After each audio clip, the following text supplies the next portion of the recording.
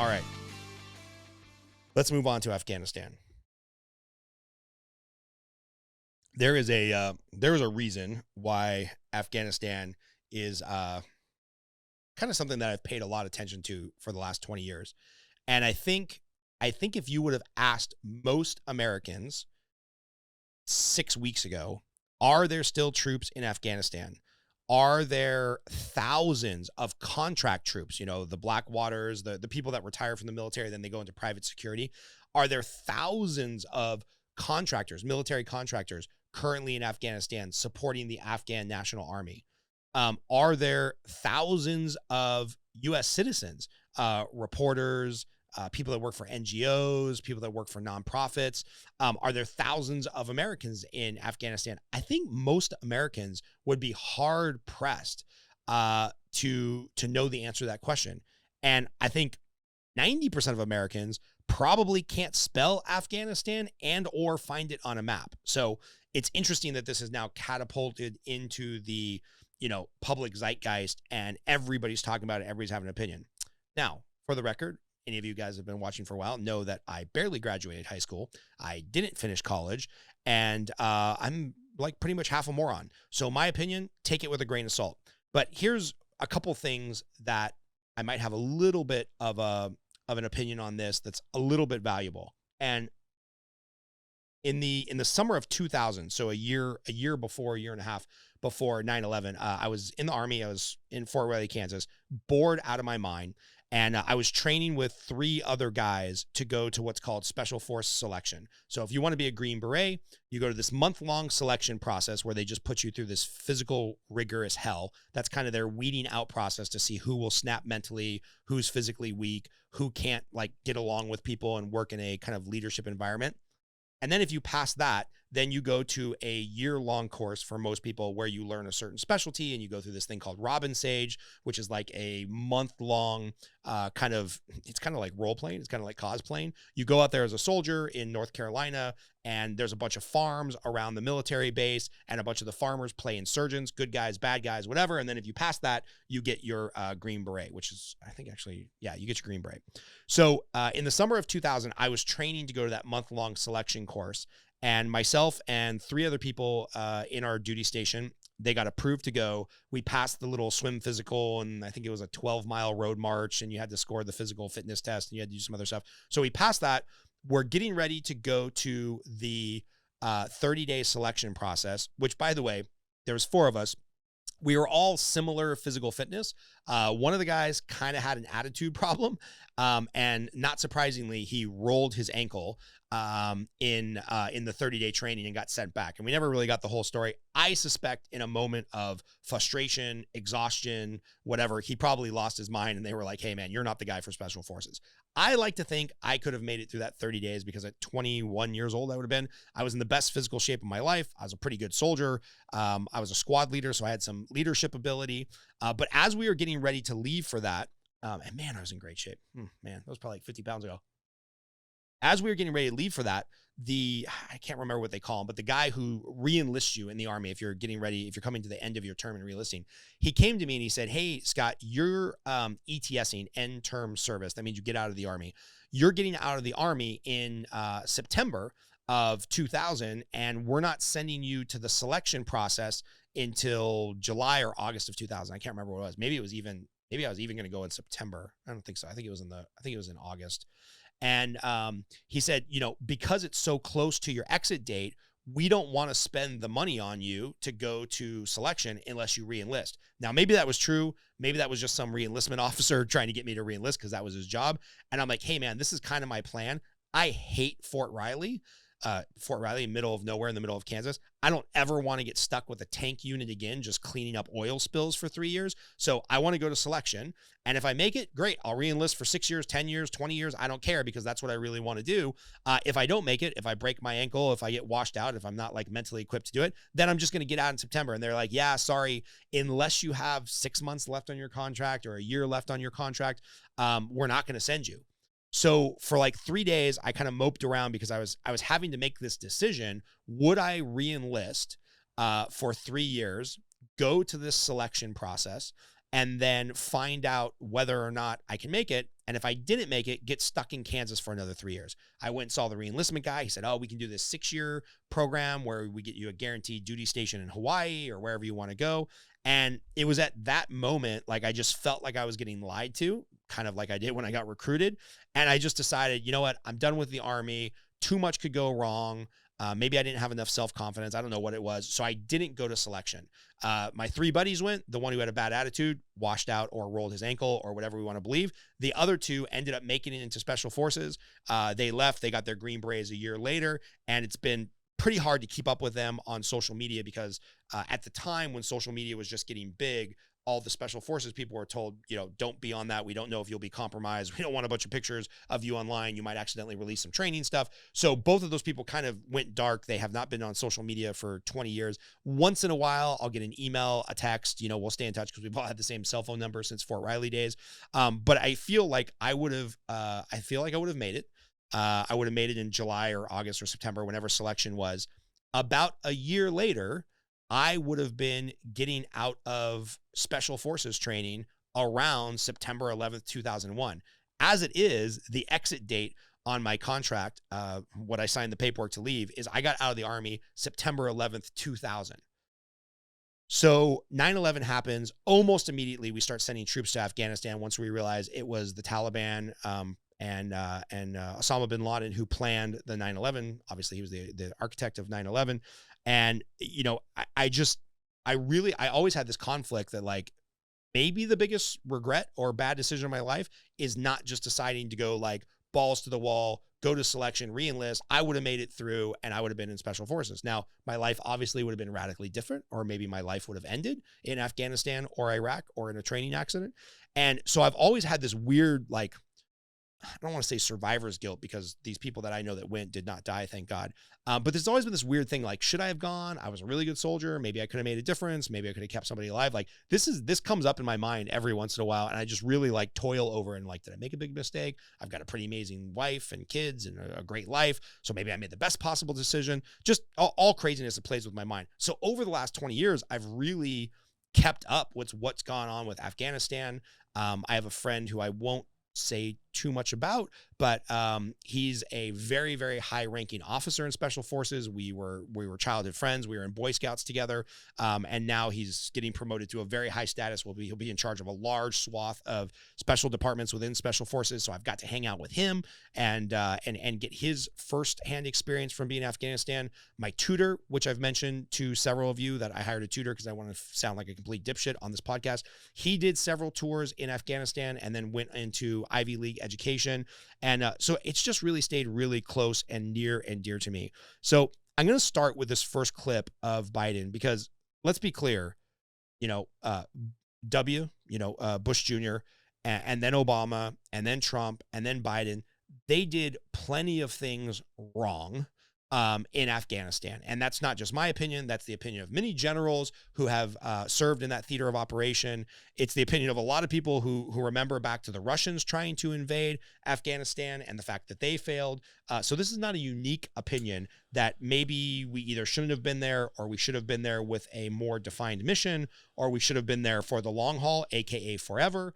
But there's this clip of Biden getting interviewed, and what we're talking about specifically is the withdrawal. So we could talk about all the things that Trump messed up. We could talk about all the things Obama messed up. We could talk about all the things George Bush messed up. As it is, I wasn't doing a podcast then. I'm doing a podcast now in 2021. So let's just listen to this real quick. When you look at what's happened over the last week, was it a failure of intelligence, planning, execution, or judgment? Look, I don't think it was a failure. Look, it was a simple choice, George. When the Taliban, let me back it, put it another way. When you had the government of Afghanistan, the leader of that government getting in a plane and taking off and going to another country, when you saw the significant collapse of the Afghan troops we had trained, up to 300,000 of them, just leaving their equipment and taking off, that was, that's what happened. That's simply what happened. But we've all seen the pictures. We've seen those hundreds of people packed into a C-17. We've seen Afghans falling. That was 4 days ago, 5 days ago. What did you think when you first saw those pictures? What I thought was we have to gain control of this. We have to move this more quickly. We have to move in a way in which we can take control of that airport. And we did. So you don't think this could have been handled, this actually could have been handled better in any way? No mistakes?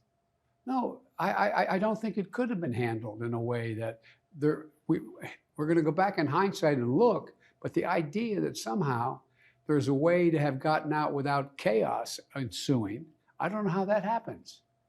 I don't know how that happened. So for you, that was always priced into the decision? Yes. Now, I got to say, I think there's a lot wrong with that 1.5-minute clip, and I can't wait to watch the whole interview. It's airing later tonight after we film this podcast. They released a clip of this exclusive from ABC. Here's my frustration with the commentary from our president. The president is supposed to be a leader. Look, we've got plenty of examples. People are going to start doing the whataboutism. Well, what about Trump and his tweeting? And what about Bush and this? And what about Obama and that? And all these times that they weren't great leaders. We're talking about the present, okay? In the present, the leader is supposed to lead, right? And this idea that anything is a foregone conclusion, I hate it. I hate it when my coaching clients do it. I hate it when my friends do it. I hate it when the president of the United States does it. I hate it when my 5-year-old son does it. When you excuse something by saying, well, it was just a foregone conclusion, what you're doing is you're attempting to, or you're actually doing, you are absolving yourself from all responsibility, right? Let's just say, well, yeah, I got arrested for beating my wife because, sometimes wives are annoying, but, it was going to happen because, marriages, you get into fights. And so, I had to throw a left cross and knock her out. Like, people would look at me like, wait, what are you saying was an automatic foregone conclusion? And well, yeah, all couples fight, all couples argue. And sometimes, your spouse just gets annoying. So you got to give a little right hook, a little left hook, right? It's like, I did that backwards, left, right. That's like my son throwing the wrong punch. But anytime you say, oh, well, this thing was a foregone conclusion, what you're doing is you're absolving yourself of your personal responsibility or your responsibilities at your job or your responsibilities in the government. Like, I'm not a big fan of Biden. Didn't vote for him. Ironically, didn't vote for Trump either. But I would have had so much more respect for him if he came on and said, hey, the buck stops with me. I'm the commander in chief. We botched this. We screwed this up, right? And there's a couple things about his foregone conclusion. It was not a foregone conclusion that the Afghanistan National Army was going to fall. It was not a foregone conclusion that the Afghanistan president, who we helped install, was going to flee the country on a plane. For the last 18 months, and this can get a little confusing, for the last 18 months in Afghanistan, the Taliban has been gaining some ground in outlying areas, and I could go to a Google map, but I would just bore you. They've been gaining some ground in some outlying areas, but for the most part, Bagram Air Force Base, where the big military presence was, and where there was a prison with 5,000 terrorists who are all now released. So Bagram Air Force, down the road in Kabul, the capital, which was pretty well fortified. It was, part of the new Afghanistan. There was, advertisements up with women showing their face. God forbid. It was working. And for the last 18 months, there was no U.S. soldier deaths. So if you remember, 5 years ago, 10 years ago, 18 years ago, tragic that we were fighting for so long. There would be the monthly body counts, right? It'd be 40 soldiers died in Afghanistan, 22 soldiers died in Afghanistan, 140 soldiers died in Afghanistan. Tragic, right? And I have some friends and and their families who were greatly affected by that because they lost some loved ones. And I don't say that lightly in casualties. But in the last 18 months, there was no military casualties. Now, caveat there, when the government can say that or when the military can report that, it's probably because, and I don't know this for sure, it's probably because the military is not doing outbound proactive missions, meaning they're not leaving the base, they're not leaving the wire, as military people would call it, and going out for proactive missions of, arresting people, seeking terrorists, trying to disarm the Taliban, trying to fight with the Taliban. So there was probably a little bit of like isolationism in the parts of Afghanistan that were safe and people staying behind the wire or behind friendly lines where they were encamped and they had, sandbags and walls and concrete barriers and things of that nature. However, just the presence of, and it's drawn down recently before this withdrawal, the forces have drawn down to about 2,500 military soldiers, actual people in the Army, the Marines, the Air Force, doubt the Navy, but maybe Navy SEALs, the Navy. And then there was a couple thousand military contractors who were either, security, some frontline troops potentially, a lot of contractors doing things like fixing aircraft and whatnot. So there were several thousand troops and quasi troops. I think I looked this up about a year ago. There was 14,000 troops there. And about 2 years ago, there was 25 or 30,000 troops there. I'll have to bring up this infographic. But the point is, the troop strength has been diminishing dramatically in Afghanistan, but there was a presence, right? And just having a small presence of American military where the Taliban knows we can't attack that city, we can't attack that base, we can't find influence there, because if we kill Americans, they're going to surge like we did under Obama. I think the surge was in 2009. We did the surge in Iraq and the surge in Afghanistan, where we pushed more troops in, we pushed the boundaries of where the enemy was back even further. And the Taliban didn't want that again, right? Obviously, they don't want to go back to war with America. And so just in the last 18 months, no military casualties, enough soldiers in strategic places, and enough contractors to basically maintain the peace.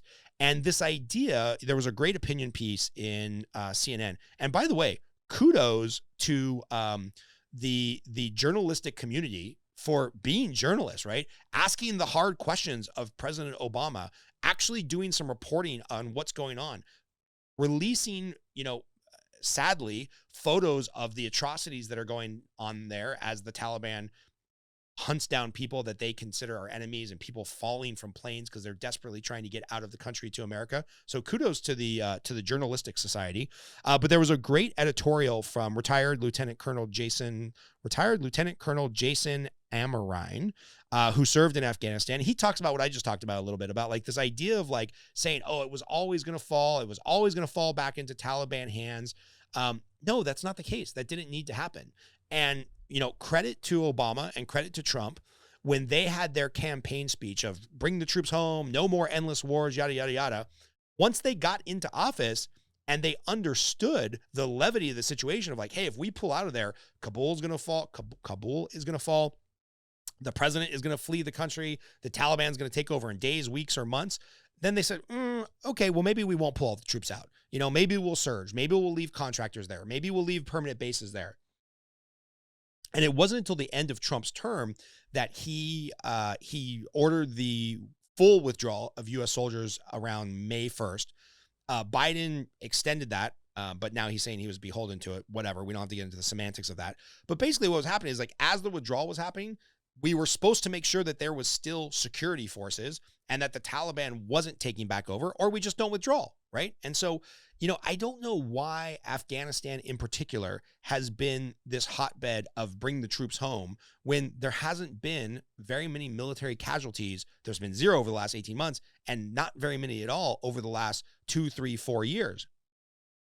And if you think about it, we still have permanent military bases in Panama, from when we permanent military forces in Panama from when we fought Panama for 3 days in the 80s. We still have full-time military bases, many of which my friends have served at in Japan since World War II, South Korea since the Korean War, Germany and Italy since World War II. Basically anywhere where we have gone to fight and U.S. soldiers have died, we have decided as a country, hey, to make sure that doesn't happen again and we just don't get into this endless circle of war, we need to leave long-term military bases in these areas, or guess what? We're just going to be back in 10 or 20 or 30 years. So I'm not saying that there was a perfect plan for Afghanistan. I'm not saying that there was a perfect exit strategy. Personal, my humble, uneducated opinion is there shouldn't have been a complete exit strategy. It should have been an idea of keeping some full-time soldiers and full-time bases there. Again, like we have done everywhere else in the country where we've had to fight. And I think it's really worrisome because people are saying that, well, Afghanistan is our next, it's Saigon. It's the next Vietnam. I think that's wrong. I think Afghanistan is the next North Korea, because right now, if I want to get on a plane to Vietnam, I can go to Vietnam. It's pretty safe. I would feel very comfortable there. My executive assistant, executive professional, virtual professional works in Vietnam. We'd go there, we'd have dinner. It's very safe. There's no way I'm going to North Korea. So Saigon fell. We put a lot of political pressure on them through maybe puppet states. Who knows? That's another history lesson for all of us. But basically, Vietnam has more or less adopted a more westernized capitalistic view of society. It's not perfect. No country is. But I would feel comfortable and safe going there. No way I'm booking a ticket to North Korea, nor could I go there if I wanted to. So I think Afghanistan is going to be much more like a North Korea, where for the next 20, 30, 40, 50 years, or until they attack us again, we're basically just going to turn a blind eye to the civil rights violation that's going on there, because that's what's going to happen. And I will say, I want to play another clip here. Megyn Kelly, who's obviously a right-wing pundit. She was on Fox News for a long time. When she went to CNN and got a giant contract, CNN or MSNBC? Can't remember. When she changed to one of the more liberal networks, she lasted all of about 6 months, and they found an excuse to fire her. But she does a podcast that just started. I find her to be, no pun intended, pretty fair and balanced. She will insult Republicans. She will insult kind of right-leaning philosophy, but she is also a conservative, and she picks on liberals a lot. But there's a really good 2 or 3 minute clip here where her and Charles Cook, who writes for the National Review, and I think he's written for the Wall Street Journal and the Atlantic, really, really intelligent guy. They basically talk about the failings in Afghanistan, and not the 20-year policy, not the argument about whether we should have stayed or should we go, but how we left. So I just want to play this little 3 minute clip, and then it ends, or in the middle of it, there is about a minute of snippets of Biden basically contradicting 2 weeks ago what he just said in this ABC interview that I just played. So now that the chips have fallen, the cards have been dealt. The chips are on the table. Yeah, whatever the case may be. I fucked up my euphemism. Now that's happening, it's like, well, it was a foregone conclusion. We always knew that the Taliban was going to take over, and, if the government was going to fall, they were just going to fall. Well, 2 weeks ago, he was basically saying that was an impossibility. So I just wanted you to listen to this little 2 or 3 minute clip, because I listened to this podcast yesterday. I thought it was great. Well, let's start with how bad a disaster this is, how big a disaster this is. Top of the Sunday New York Times, free fall in Afghanistan. General Jack Keane, who orchestrated the surge, he was the architect of the surge in Iraq back in the day, calls this astounding and humiliating. Ryan Crocker, former U.S. ambassador to Afghanistan under Obama, calls it an indelible stain on Biden's presidency. Kevin McCarthy, an embarrassment for our nation. Axios, even the press getting in on it, saying a stunning failure for the West, an embarrassment for Biden. I could go on. And you say? Well, I think all of those descriptions are appropriate.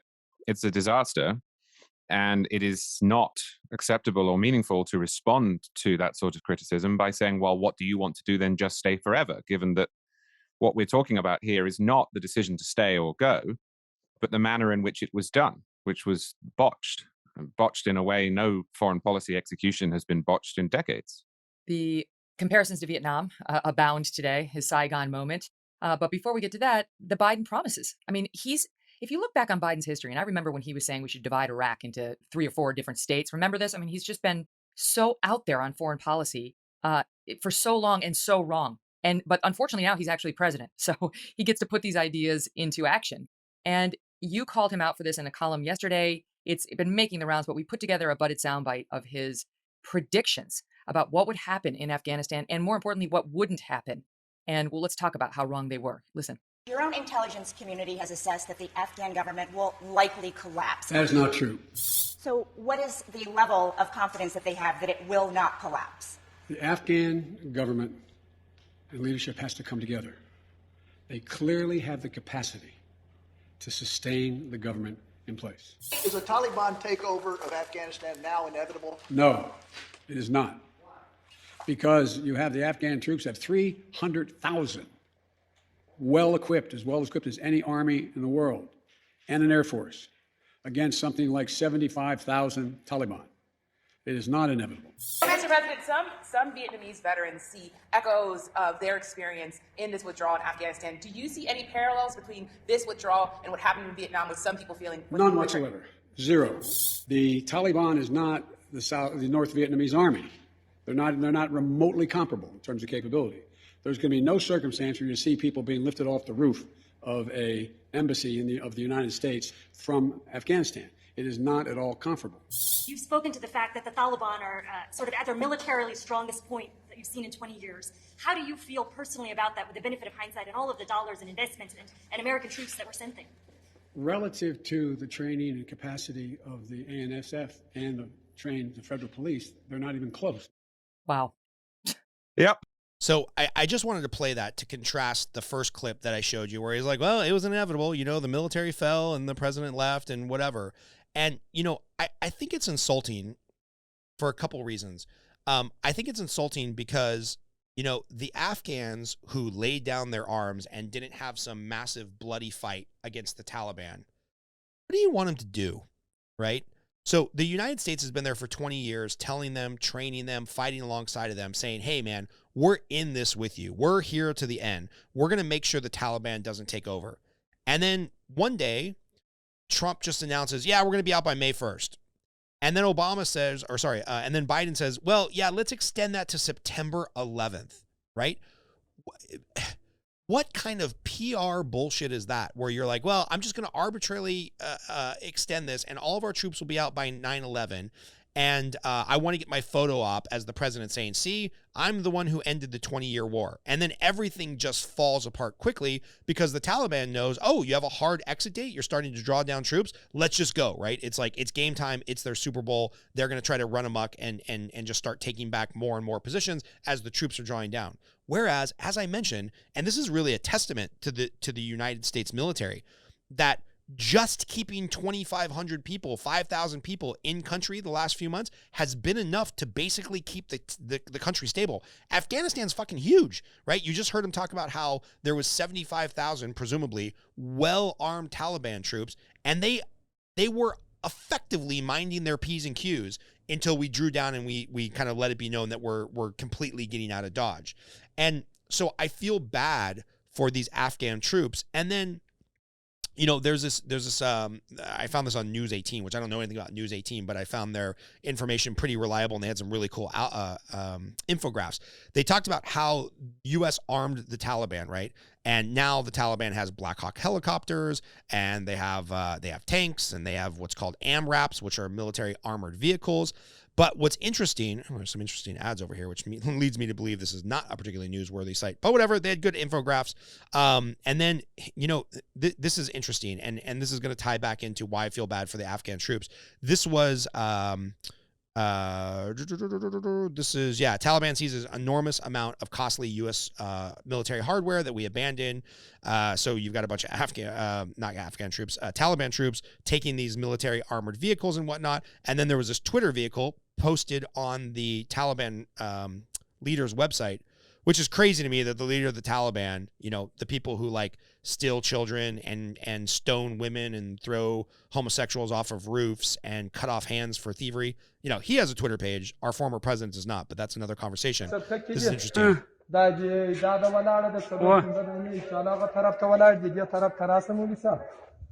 So this is basically them taking over, presumably, I would guess, although it hasn't been verified, Bagram Air Force Base and some other outposts of the Taliban military. And yeah, they're getting Black Hawks, they're getting tanks, whatnot. But how this plays back over to the Afghan military laying down their weapons is one of the most important things you can have in war is air support, right? Close air support, where helicopters and or planes can help you win the day by just hammering the opposition. And if you've seen any movie from Black Hawk Down to anything having to do with Afghanistan, Iraq, Somalia, you'll see that a vast majority of the insertion of troops, the extraction of troops, it happens on helicopters, right? The close air support, the way having military superiority in the sky has basically been proven since World War II on how you win a war, minus Vietnam. And what happened was when we started pulling out our troops and pulling out our military contractors, there weren't people there to service the aircraft. So let's say you're the you're the Afghan National Army. You see the Taliban advancing, and what you were trained for and what you were rehearsed for is like, well, we're going to move and maneuver and we're going to fight back and we're going to have close air support. And the helicopters are going to wipe out the, you know, Toyota trucks with rocket launchers on the top, and they're going to wipe out advancing troops. And now you look up and you have no air support. So you have no air support. The country that trained you and has stood by you and kind of used their leadership expertise to lead you over the last year is now completely abandoned you. And the Taliban is using Twitter and WhatsApp, American companies, by the way, who banned our president, our former president. They're using those communication tools to tell everybody, hey, lay down your arms and go home peacefully, or we can chop off your arms and burn your family. So what do you think you're going to choose when your allies, all the ally forces, are just leaving out the back door? So I can't really take issue with these soldiers that laid down their arms. And now what we're going to see, there's a really interesting mirror.co.uk. They have a whole section of their website just totally committed to. And by the way, the Mirror is a very partisan news source, but that doesn't mean they're wrong. And they have a whole section where they report like the craziness of Sharia law. And for those of you that don't know, the Quran is effectively the Bible for Muslims. It has all of their religious teachings. And then Sharia law is derived from that. And that's kind of their set of laws that they have either taken directly from the Quran or that they have established over time or they have adopted culturally. And the Mirror does a good job of showing these stories of the outcomes of Sharia law. You know, women caned in public for having sex outside of marriage. And by the way, that's getting off easy because in Afghanistan, you can now stone a woman to death for having sex outside of marriage. There's some other stories in here about gay people can be whipped or stoned to death in Brunei under the guise of Sharia law. There was one story on here where a woman was denied her inheritance of $500,000 from her family because she's a woman, you know, so women don't have rights in Sharia law, especially for inheritance. So the money went to some other family member that was a male, even though there was something in place for the $500,000 to be sent to the daughter. Let's see. Saudi Arabia is considering crucifying a teen for a bicycle protest when he was just 10 years old. I mean, these are the things that the Taliban are going to bring back to Afghanistan. And by the way, if you're in the camp of, we're not the world police, it's not our job to, push Western ideology on people. It's not our job to, be the candle of light for women's rights or rights of children in the world. Okay, I can kind of understand that isolationist policy. But once you're there, once you're already there, the damage is done. Then you have to do the best job you can do with what you have. And it seemed like for the last 18 months, the best job that we could do is by helping keep the country intact by keeping a small stabilizing force of U.S. soldiers there. And it's so disappointing. And with the arms that they've seized, right, somewhere, who knows what the real number is. It's in the billions of dollars of tanks and AMRAPs, those armored vehicles, Blackhawks, all kinds of machine guns. I saw a picture posted, again, on the same Twitter site about just like these caverns of AR-15s and SAWs, which are M240s, just like huge, like storage units, or those, what do they call those things that come off the ship down in Long Beach? Why can't I think of this? Containers, storage containers, right? That's what they're called? Yeah, shipping containers. That's the word I was looking for. Shipping containers. Just huge shipping containers with all kinds of weapons in them that we basically abandoned at Bagram Air Force Base.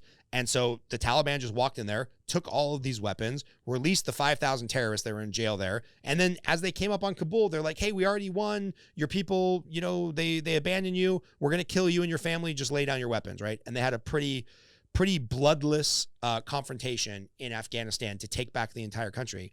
And here's the problem of leaving and not having a sphere of influence or a military base or an airstrip in that area is now the Taliban is armed with our weapons, right? They're going to be super excited to plan some type of, I hate to say it, I hate to trivialize it. They're going to plan some type of future 9/11. Now, whether our intelligence agency can stop them or if we're a little bit more alert and aware of the fact that we can have a terrorist attack on U.S. society, or if Homeland Security is going to do the job for which they were established 20 years ago, I hope so. I hope there's never a terrorist attack in the United States. I don't want to have a see, I was right moment, right? I don't want to ever have that moment in America, and I'll be very sad if that happens. But if I was a gambling man, and I am, I would say it's going to happen at some point in the future. And we will be back to fighting these people, but we will be back to fighting a much better armed version of the Taliban because now they have $1 billion, 50 billion, 60 billion, who knows what the number is, amount of our weapons and our military grade equipment. And it's just tragic. And I think it could have been handled better on the long haul. And the drawdown could have definitely been handled better. And I just fear that we're going to see ongoing stories over the upcoming weeks and months about, interpreters who worked alongside the Americans being either jailed, murdered, or their hand cut off. I think we're going to see a strong return to Sharia law, where now women can't go to school and they're effectively treated as property, and they're either caned or beaten or stoned to death if they don't cover their entire body and or, cheat on their husband.